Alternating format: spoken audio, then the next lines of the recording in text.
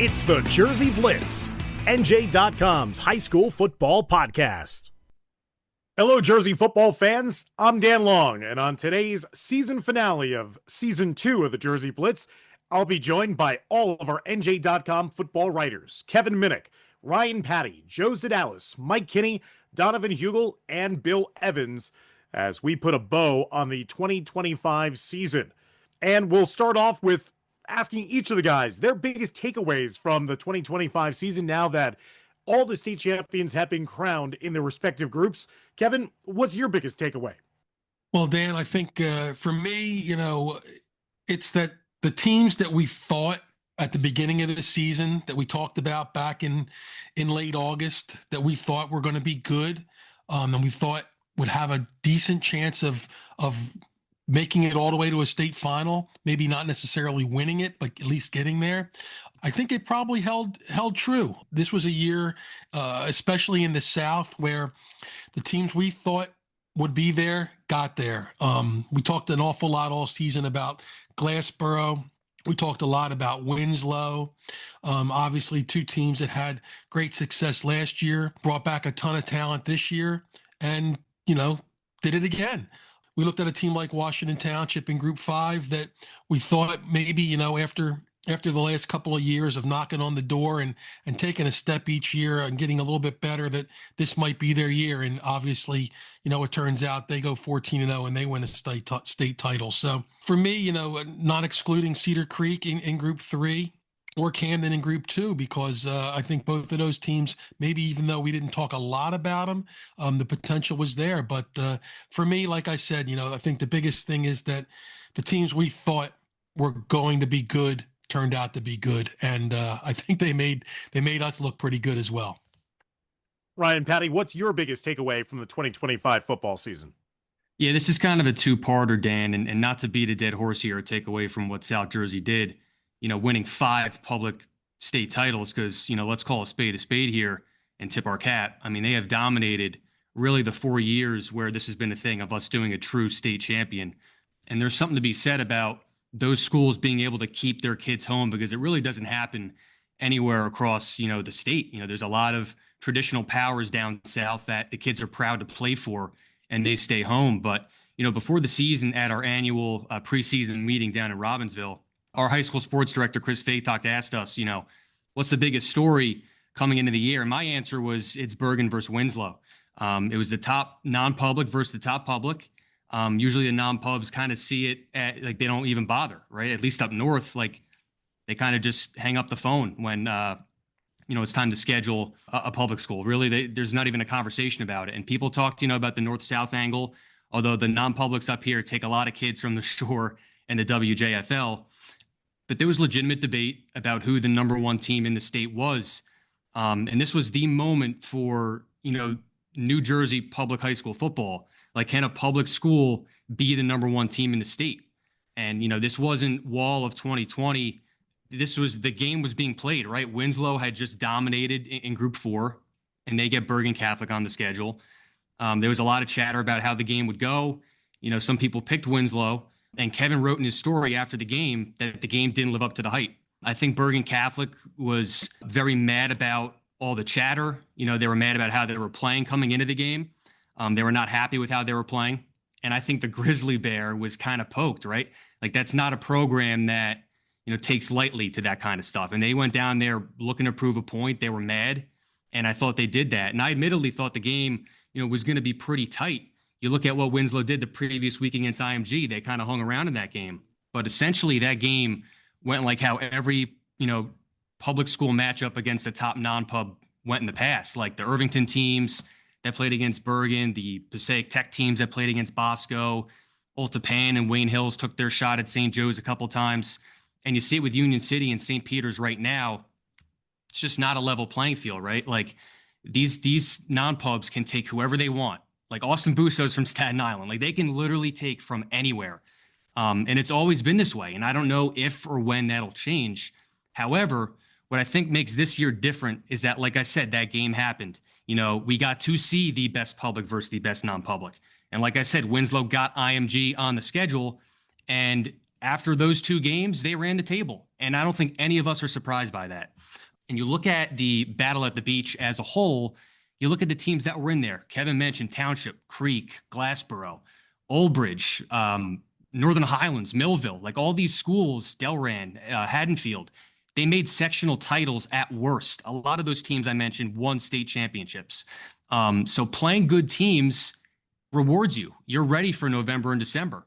I'd encourage more North and Central teams to make the drive down to the Battle at the Beach. I love going down there. I've made it 2 years in a row down there, and it's great football. Dave Cord loved going down there this year. And if you haven't been down there, you're missing out because that's always a great showcase every single year now. But as for my takeaway, Dan, I truly think that this year, more than any other year, we got to see who the best teams in the state truly are. And what about you, Joe Zedalis? What is your biggest takeaway from the season? I think once those of us down here in the Shore Conference got past the fact that for the first time, really, this area was not a factor in the group championships, I think you come to realize that really the Shore Conference was not that far off from having another big year. I mean, if Homedale quarterback Jack Cannon gets another 3 or 4 yards and a first down, I don't think I was the only one at Homedale that Friday night who believed that Superman would have led that team right down the field and they would have beat Cedar Creek had that referee, planted his right foot down instead of his left. And then I think there would have even been a good chance based on the way Cedar Creek dominated that Homedale would have won the whole thing. The same thing then Brick Memorial. On a different day, a 22-yard field goal goes through the uprights, and Brick Memorial beats the two-time Group 4 champion Winslow. So, I think it was a matter of in the Shore Conference, its best teams were just unlucky in some instances, or they say things even out over time, and I guess they evened out. But also here there were some smaller stories that were good ones, Dan, down here. The return of Walt to prominence after the horrific hazing scandal in 2021.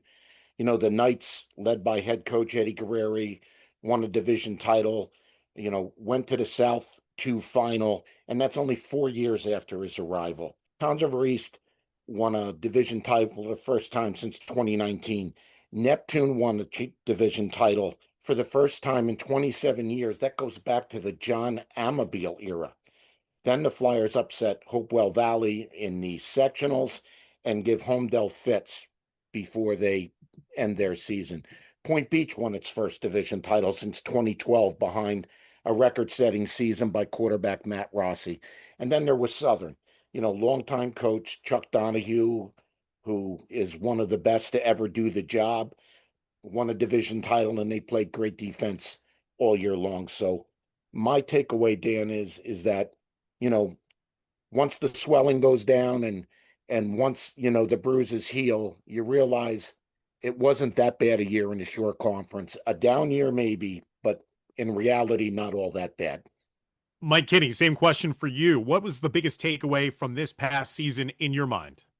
The confirmation, Dan, that Shabazz is here to stay. They reached the Group 1 final last year. They lost in the Group 1 final, but nonetheless, they got to the Group 1 final last year, and they did so with a lot of seniors.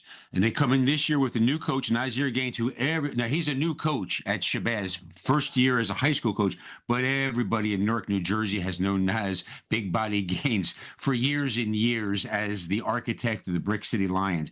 The reason I say that Shabazz is here to stay is, A, there's plenty of underclassmen on this team who are coming back next year on a team that went 12-2 and again went to the Group 1 final. Disappointing loss to Camden. They would love to get there and get another game, but Camden was clearly the better team. But Nazir even said, I'm really just learning this at this level, at the high school level. These guys who I'm coaching against, I'm learning from, and they're much more experienced than me. They're much more seasoned than I am. They know how to prepare these teams for months and months of competition. I'm learning, I'm going to get there. And I believe that's absolutely true. And one of the key things to Nas Big Body Gaines being at Shabazz at one of the high schools in the city now is that he was able to cultivate so much talent in the city of Newark. I mean, the talent in Newark is unbelievable. I've been watching it for more than 40 years, covering it for more than 40 years. But the sad thing is that it gets dissipated. So much of that talent goes to the Catholic schools in the area. And fine, that's where they go. That's where they think they're going to get college scholarships. And I tip my hat to those guys. Fine, I understand.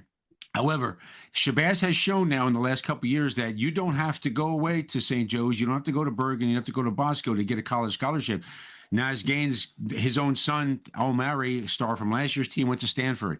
Now Zayden McDonald's going to Stanford. So he's showing these kids, guys, you come, you stay in Newark, you go to play at Shabazz for me. We're going to get you to college. We're going to get you to a great college. Don't worry about that. It's going to happen. And the guys who played in the Brick City Lions who left, some of them came back. And some of those guys were key players. Fahim Osman had a great postseason for Shabazz. He's a transfer from Bergen Catholic. Nozim Brown turned into one of Shabazz's most versatile players. He's only a sophomore. He's a transfer from St. Joe's. And other underclassmen, other non-seniors who were on this team this year are coming back as some of the best players in the state of New Jersey, like Adekunle Adebayo, star defensive end for Shabazz. Kareem Costin is coming back at quarterback. He had a rough final, but he's only a junior and he's going to learn. Zykir Best was one of the best players in Essex County this year. He's a junior linebacker. Asad Reynolds. So many guys are coming back. So many guys he knows he's keeping in the program now. And Shabazz has that fire again. The Bulldog fire is back, and Shabazz is going to be back. They're looking for Newark's Essex County's first state championship, and I do believe that Shabazz is on the horizon of making that happen within the next year or two. So that's my take. Shabazz is a team for real, and be watching them.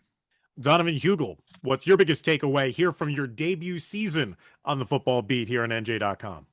Yeah, Dan, I'm going to go a little bit different here. I'm not going to talk about a specific team or a specific conference, but I'm going to talk about a takeaway I think I would love to see changed next year, and that is that I would love for there to be some sort of dedicated rivalry week. Like for me, right, like you said, like debut season on the football beat, right? Like my high school didn't play great football, right? So like I didn't go to a lot of high school football games when I was in school, but like one thing that I guess kind of got reignited for me this year with covering football every week was that it's so community driven. And the great thing about high school football and kind of high school sports in general is that you get entire kind of droves of communities to come out and watch these games. And I think that, we get that with certain games. I saw that this year with the Cardone Cup between Hanover Park and West Essex, and that was a great game that Hanover Park won. But I think that and I didn't even know ahead of time that was a rivalry game, right? Like it had to kind of be pointed out to me by other people. So I think that, we get the big time rivalries of the non-publics and then the bigger public schools. But I think it's kind of a great thing about football in general is that you get 1 or 2 days a week to kind of play these games and celebrate the sport. And I think these rivalries are kind of like spread out too often.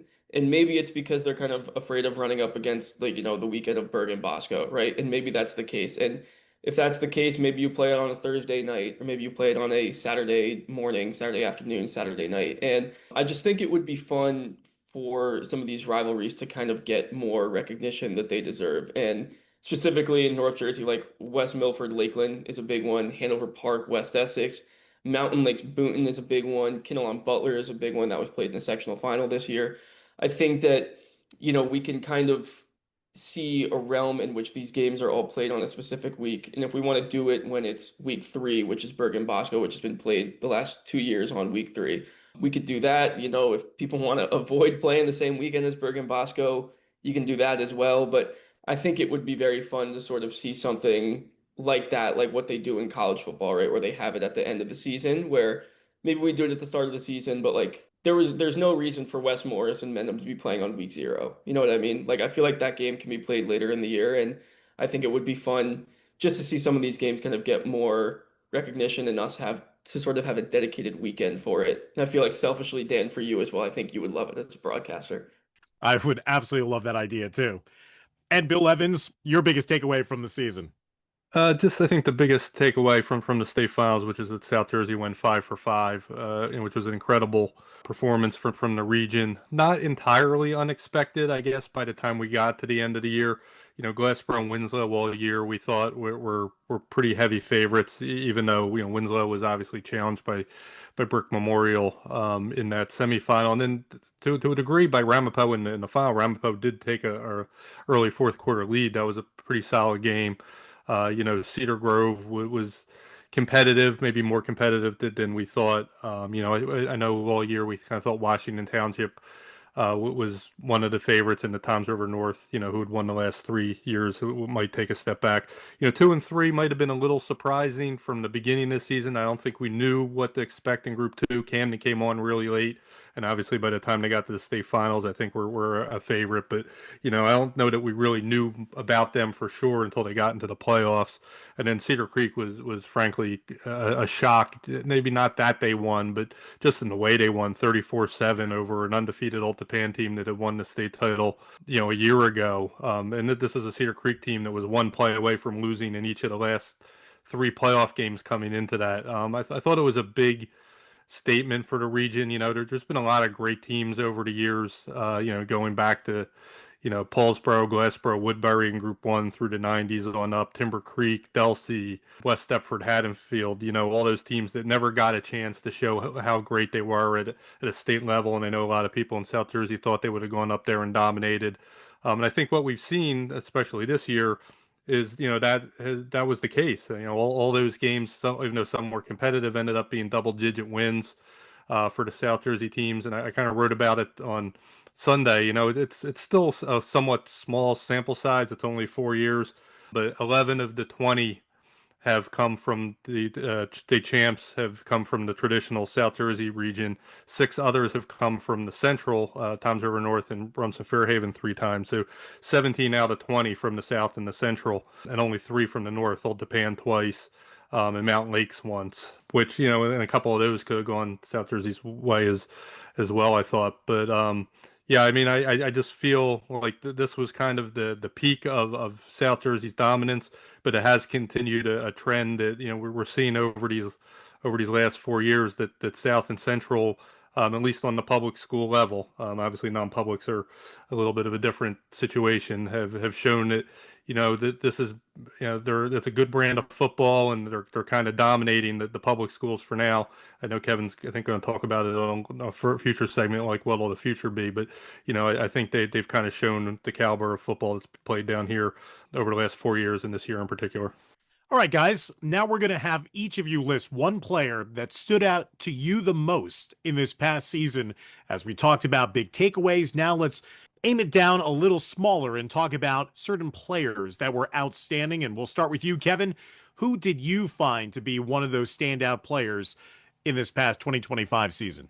Well, Dan, for me, I'm looking at Washington Township again, and Colacino for me just was, his numbers weren't gaudy. He did throw for 1,500, a little over 1,500 yards and 23 touchdowns. He engineered an offense that generated over 4,000 yards and 65 touchdowns altogether. What really jumped out at me was the fact that this kid never broke. He always had this, and we've talked about this before, he always had the same demeanor. Win, lose, draw, good play, bad play. It didn't matter. I mean, everything about this kid was consistency for me. And, he doesn't have great size. He's not going to go to play at the biggest colleges in America. He's probably going to find a small little school somewhere, get an education, and enjoy maybe 4 or 5 more years of football and move on, for the rest of his life. But he's a kid who, for me, is a very good high school football player.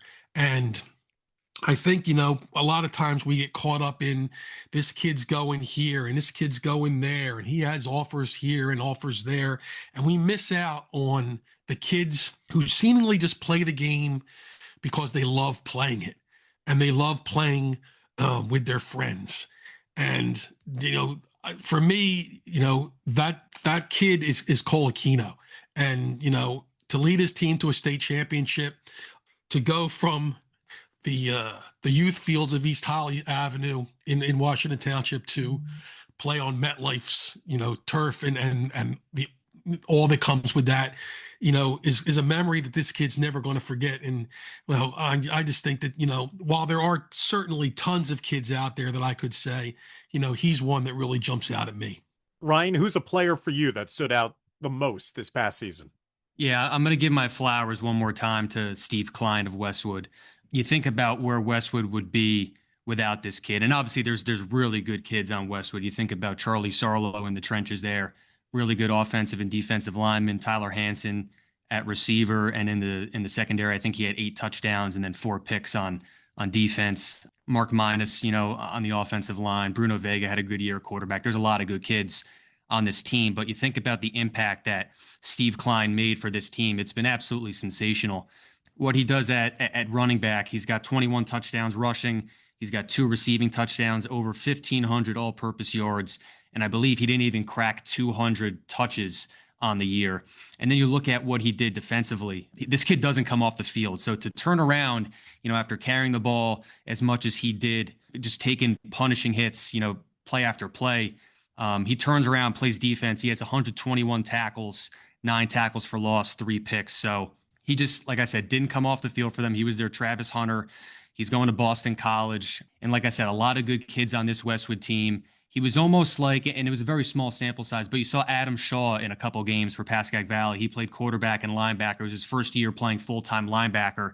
He only made it through a couple games. He suffered a really bad leg injury, but the impact he made, you wonder if Adam Shaw is healthy, could he have that kind of impact for Pascagoula Valley? But obviously their season completely changed. You look at what Steve Klein did for Westwood. I mean, this Westwood team graduated a lot of kids last year. They made the state semifinals again for the 3rd time in the last 4 years. And I can't say enough about this kid. This kid could have gone to any non-public up north. He could have taken the same route that a lot of kids take, ditched their hometown school. But in this instance, he stayed home at Westwood. Westwood's, like I mentioned, the South Jersey Powers, traditional powers. Westwood's one of those schools up north. A lot of football pride in Westwood and Washington Township. And Steve Klein stayed home for the Group 2 school and continued a long line of kids, the Borgensons, the BJ Rajis. Steve Klein is part of that lineage now, and he made his legacy. He etched himself in stone for the Cardinals. Joe, for you, what's one player that stood out the most down in the Shore Conference? Well, since we seem to be on that kick, I could easily go with Jack Cannon, but he's another kid who got together and stayed at Homedale and played with the kids from the neighborhood. But I'm going to give props to another versatile kid within the Shore Conference, and that's Shore Regional Junior Cole Torres. Torres plays running back, an edge, spot on defense, and punts. And his numbers are outstanding, but these are not typical Shore Regional numbers. This Shore Regional team did not play the traditional small school schedule in the Shore Conference: Keensburg, Keyport, Point Pleasant Beach, Asbury Park, and nowadays New Egypt. Instead, a lot of Shore's games were up. They played, 2s, Manasquan, 3s, Red Bank Regional, Ocean Township. They even played Group 4 Colts Neck.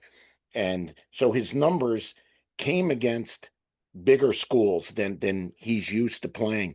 He had a single season school record, 1,651 yards rushing. He caught 10 passes for 137 yards. He returned for a fumble for a touchdown on defense. Last year, he was the second team All-Shore punter. In his career, he's got 2,400 yards and 25 TDs, and he's back again next year. And he helped Shore, advance in the Group 1 tournament.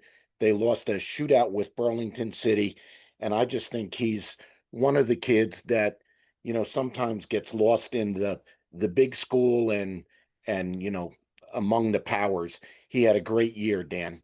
And Mike Kinney, who's one player that stood out to you in 2025? Yeah, Dan, it's definitely a guy I've been talking about all year long and beyond this year, last year as well, no question, is Andrew Avent from Rahway.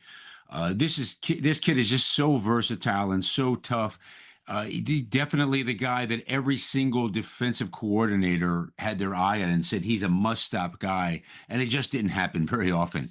Last year's team had a lot of seniors; they lost him, and so much was on his back this year as a running back. And defensively, he's even better than he is as a running back. But he was just phenomenal as a running back this year. So much on him to keep the team lifted after they went 7-3 last year off of 3-7 teams. So it was such a turnaround year last year.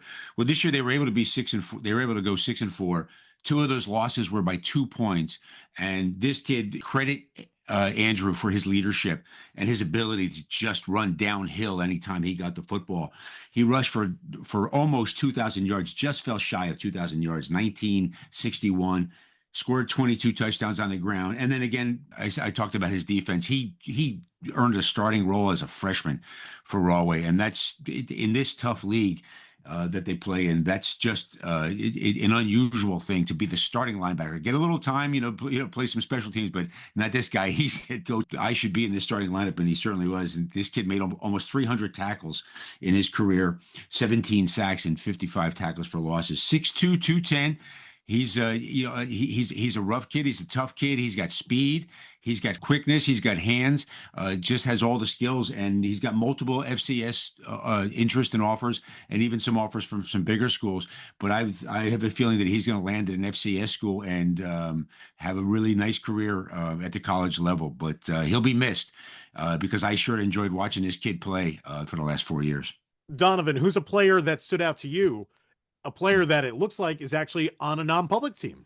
Yes. Yeah. Talking to Augie Hoffman in the preseason, the first player that he brought up to me this year was Taj Gray, sophomore linebacker. And, when you look at the recruiting rankings, when you look at the amount of offers that Taj Gray has, it's pretty clear that he is a special talent. And then you watch him on the field and he just like everything that Augie said, Taj has lived up to. And his numbers this year, 101 tackles, 4.5 sacks, 10.5 tackles for loss. And I will add as well that he only did that in 10 games because St. Joe's had 2 games that they won by forfeit. So he put up 101 tackles in 10 games as a sophomore, and that's up from 27 tackles as a freshman. This kid is a freak of nature. He's a special talent. And I mean, he never finished the game with fewer than 7 tackles. Joe's 3 of their last 4 games of the season against DePaul, final game of the regular season, he had 13 tackles. Against Peters in the non-public A semis, he had 10 tackles.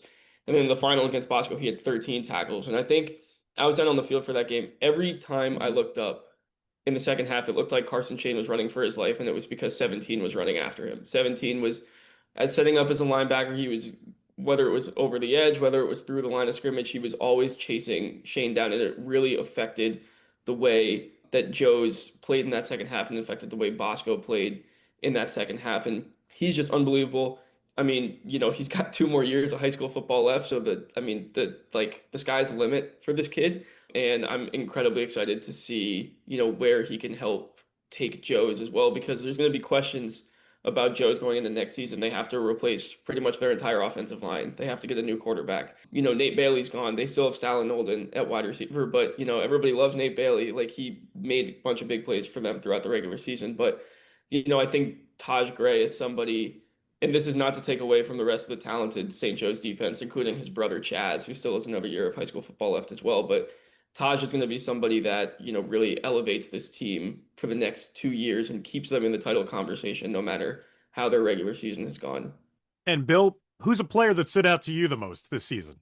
To me, it's Cedar Creek quarterback, defensive back, Frenchman Bethea, who goes by Junior. And, I'm trying to think of like a player that raised his stature in the postseason as much as Bethea did this year. You might almost have to go back to like Bo Melton when Cedar Creek won their first sectional title and the unbelievable playoffs that he had. But I think we knew how good Bo Melton was going into that, and he just elevated his level. I'm not sure we knew that Bethea was this good. We knew he was a good player.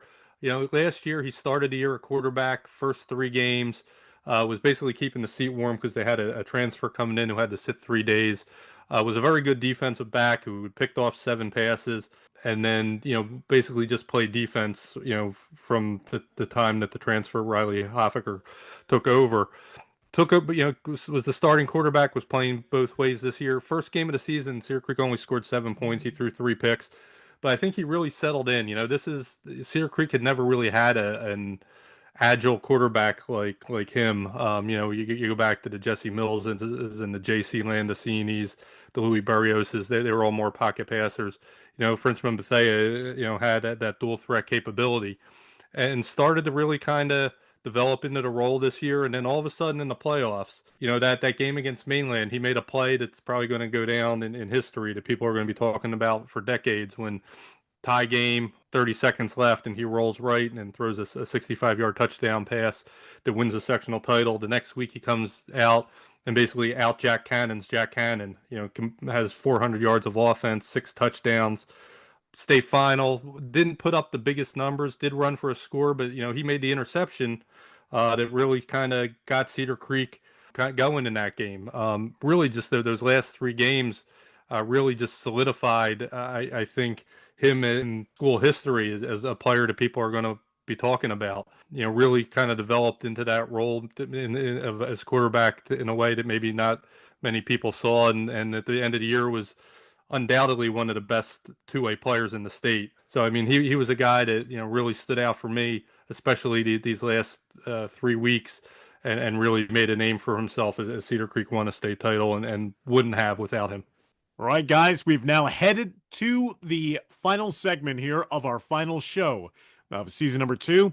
Now I'm going to ask each of you, what are you each looking forward to most for the start of the 2026 season? So already we're turning the page on 2025. We've been able to soak in everything from MetLife and Rutgers. Now, what are you looking forward to most for the start of the next season? And we'll start with Kevin Minnick. Well, we've had the South Jersey dominance in the public schools for the last couple of years, and we've talked about that.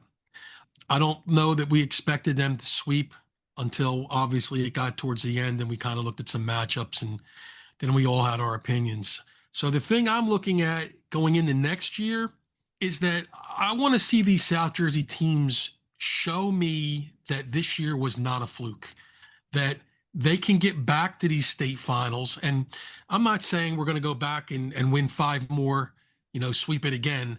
But, are these South Jersey teams capable of getting back there again and at least being competitive, maybe ultimately repeating as champions? I've also, through the years, I've said, there are football teams and there are football programs. And I think what you saw out of South Jersey this year was that those 5 state championship squads were football programs. They were built from the ground up. They put everything together. They worked together. They enjoyed each other's company, and they went out on the field and won as a group. They weren't mad when one kid got more touches than another. They celebrated each small little victory as a team and not an individual. So I want to see these South Jersey teams show me next year that, they're programs, and programs stick around. Teams kind of go up and down a little bit, but programs stick around, and we kind of usually call them the usual suspects. So I want to see the usual suspects rise to the occasion again. Ryan, Patti, what are you most looking forward to next season? I think how the non-public shakeout's fascinating, Dan. I guess we could start with non-public A. You have St. Joe's, the reigning champ, going into next year.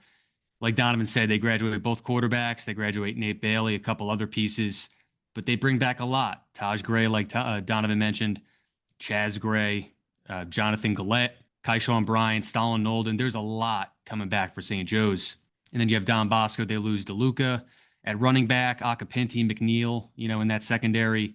And then, Carson Shane's back, Asai Thomas, Isaiah Alvarez, Akai Murphy, JT Garachi at tight end. And then on the defense, it's loaded again. Makai Allen's back, Aiden O'Neill, Phoenix Evans should take a leap in that secondary for them, kind of lead that unit. So they have a lot back. And then Bergen brings a lot back on both sides of the ball, but they lose that entire offensive line that anchored them the last couple of years. Jordan Thomas is going to be gone. And replacing that offensive line is going to be tough. I can't think of a time where Bergen lost everyone up front. It's always, and they're always like too deep on the offensive line, but 5 new faces up there, it might take a little bit of time to gel. We'll see how fast it happens for them Obviously, a very good offensive line coach there in Carl Seitz. So we'll see how it all shakes out. But St. Peter's an amazing season, but they graduate a lot of those kids. Tyler Bell's gone. Jordan Rodriguez led that defense for them at linebacker. He's gone. So a lot of questions to be asked for St. Peter's as well. And your guess is going to be as good as mine, Dan, to who the best team is. And then in non-public B, DePaul loses a lot of this team. Zamet, Marquand Carter, Mason James, Logan Nagel, Bastante, Logan Montaigne. So there's like a lot of guys they have to replace. And then Paramus Catholic brings a lot of the kids back, like I mentioned on the last podcast. Chukuma Odo, Rowan Martin, Nakai Martin, AJ Lopez. There's a lot of kids that come back for them. So we're going to see, over the next couple months, it really happens pretty fast going into the when the new year turns. But like new teams for some kids, like where everyone ends up, it's going to be a busy off season. It always is now with this whole portal thing. But who can build the best championship team? We're going to find that out pretty soon. Joe Zedalis, what are you looking forward to most for next season down the shore? Well, redemption, payback, bounce back, put it in any term you want, but I think that's going to be the subject matter for the shore going into next year. Red Bank Catholic, which lost 2 games, both to Paramus Catholic, returns quarterback Ramir Rivera, running back Gabe Kent, and plenty of experience in the trenches. Donovan Catholic was 2-7 last season. After a 1-3 start, the Griffins went on a tear, winning 7 straight games. It loses its Illinois-bound all-shore tackle Kai Pritchard, but it returns its quarterback, its leading rusher, its leading receiver, its 3 top tacklers. Plus, Donovan played a ton of freshmen this year. And as Ryan made mention, it's going to be interesting to see who bails from the public schools or changes schools and ends up at Donovan Catholic. Being the only non-public in Ocean County, it's able to look around and get the best kids. So I'm interested to see there. And then there's Rumson, 6-4, which I don't know it's like what's happening to the Kansas City Chiefs this year as far as Rumson's concerned. But Rumson returns next year. Its entire offensive line, its 900-yard rusher in Ryder Israel, and leading receiver. If its current sophomore quarterback, Brady Williams, can improve his passing techniques, the Bulldogs should be right back in the title hunting group too. And then there's Toms River North. While they struggled massively all season and saw their 2-year reign as Group 5 champions end, Toms River North will have enough talent and experience next year to go right back into contender status. This season, Toms River North returned 2 starters from last year's championship team. Next year, they'll return 19, including their offensive line, their entire defensive line, an outstanding linebacking core. The only issue for Toms River North at this point is quarterback. Versatile Cole Garrison can run but not throw overly well. Logan Brill threw for 1,000 yards but lacked consistency. And I talked to Dave Ozerwitz, before we picked All-State last week, and he said, we got to figure out the quarterback thing. But North will be monsters on defense. They're going to return Finn Bolin, who had 118 tackles as a freshman defensive lineman. And then there's Jack Baker, who had 106, and another sophomore linebacker, Cameron Morse, who had 105 stops. We also know the Shore Conference will look a little different next year, Dan, as it does every season. We have heard already that Marlboro Middletown South will be going down a division. Manalapan Wall will be moving up to replace them in Class A North. They'll be going against RBC and Rumson and Homedale and Middletown North. It also appears Southern will be moving up to Class A South, replacing Jackson Township, which goes down, and there will be other maneuvers. The Shore Conference always reshuffles the deck every January, so it'll be interesting to see what all the divisions in the Shore look like next fall. And Mike Kinney, what are you looking forward to most next season for the start of the 2026 football year? Hey, Dan, I cannot wait to see how some of the young quarterbacks in the Big Central develop preseason next year and spring 7-on-7s and stuff like that, because we got a load of really good young quarterbacks, many who really surprised me as to how they developed this season or how polished they were as freshmen or sophomores or even juniors who had little experience before this. Hats off to some of the seniors who are going. Brody Nugent from Old Bridge and Dylan Chiara from Colonia and Devin Thomas from Plainfield. Guys like that had excellent years and excellent careers. But I'll tell you, one of the kids I was so impressed with was Dylan Bohm, the freshman from Somerville. I really thought that it was going to be a bit of a reclamation project offensively for them with Brendan Pacheco uh, graduating from the team last year that went 12-1. This kid showed me so much poise, arm strength, accuracy, but more than that, just the poise he showed in engineering the offense. They went 8-2, and both their losses were really close losses. One to Mattawan, which is a bit of a surprise in the quarters of the tournament. They lost 14-13. They're not losing that game next year with him. And they lost a close game early in the season in Montgomery. They're not losing that game next year with him either. I mean, he comes back with some skill around him as well, and it's a kid who's just gonna, I think, have a tremendous sophomore year. Same goes for Colin Hughes from Governor Livingston. I thought they were going to take a real step back, a program that's kind of trying to build its way back, and they went 5-5 under him, and he was a freshman this year, and didn't throw much, but he managed the offense very well. A kid like AJ McCracken, a freshman who stepped in at times to back up Nolan Walsh, who's only a junior. Burners went 9-1 with these two guys playing quarterback, and I think John Simon is going to have a tough time next year figuring out who his starting quarterback is going to be, because AJ McCracken certainly has Nolan Walsh looking over his shoulder.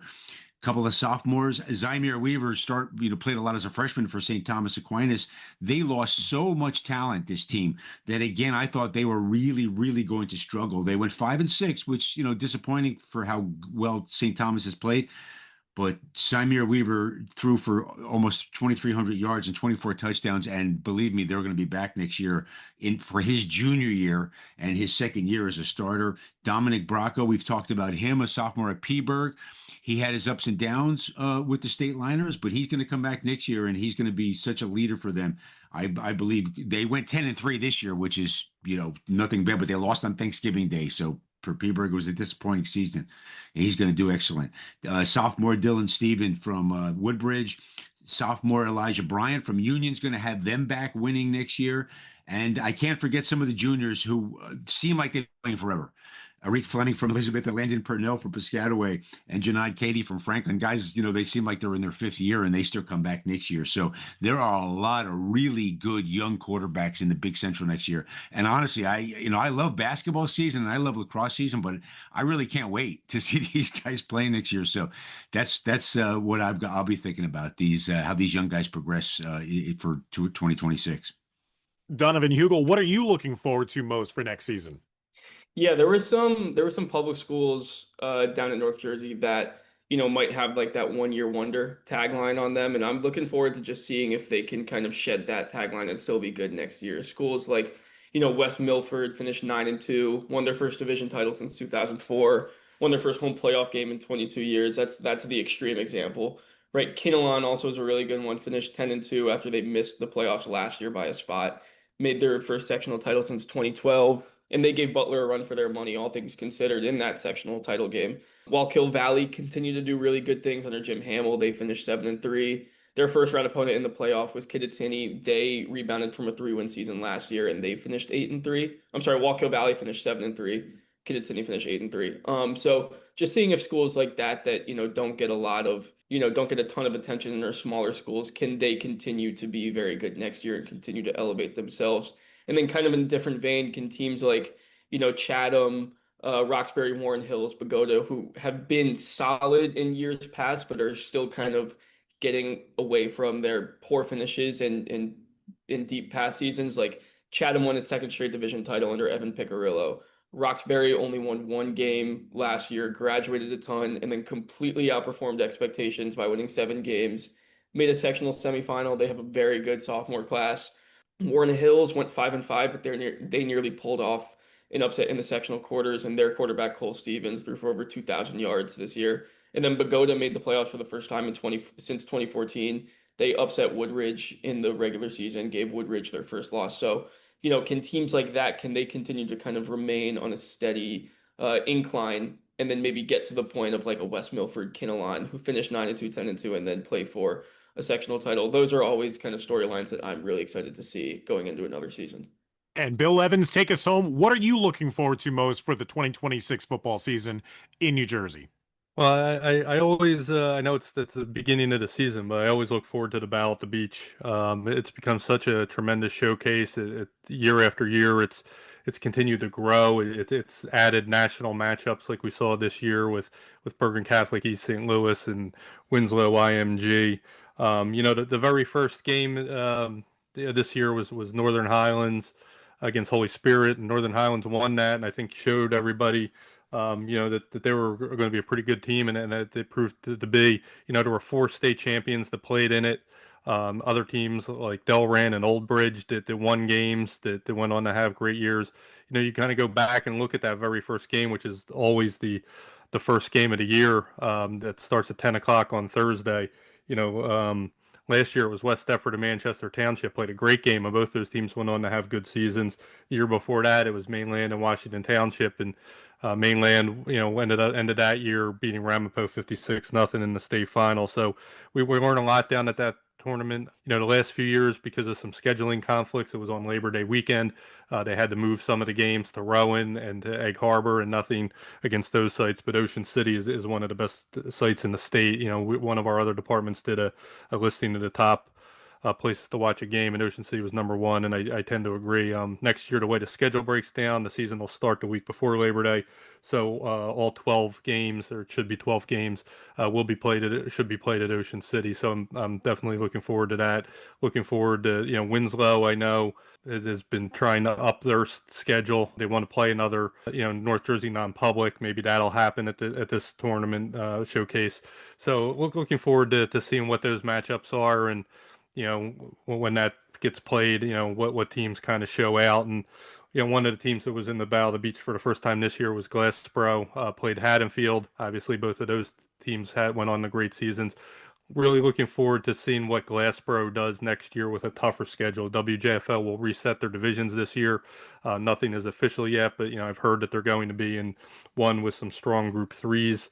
We'll also, I'm sure, see who they play as far as out of division opponents, and whether they're back in the Battle of the Beach again, and hopefully get like a really strong schedule where out of their 9 games or 10 games going into the playoffs, maybe 6 or 7 of them are real good opponents, because obviously this year it was unfortunate. They were one of the best teams in the state, and with a soft schedule, we didn't really get to see what they could do against too much good competition. I think that will be corrected next year, even though they graduate some. They've got some really good underclassmen back, like Xavier Saab, like Mackay Parker, Tashim Butler, Jojo Deleche.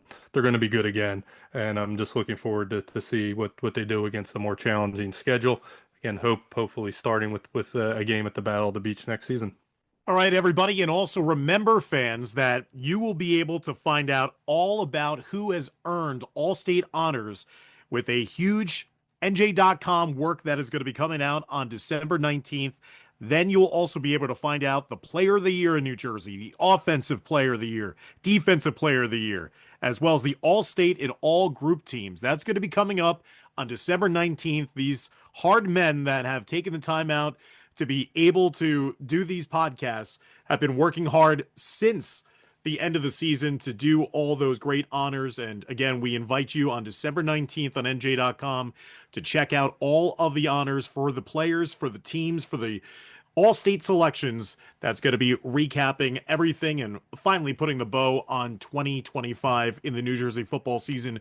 Again, that's upcoming on December 19th, as you could find out the Player of the Years, as well as all of the all-state and all-group selections for the players and the teams in New Jersey.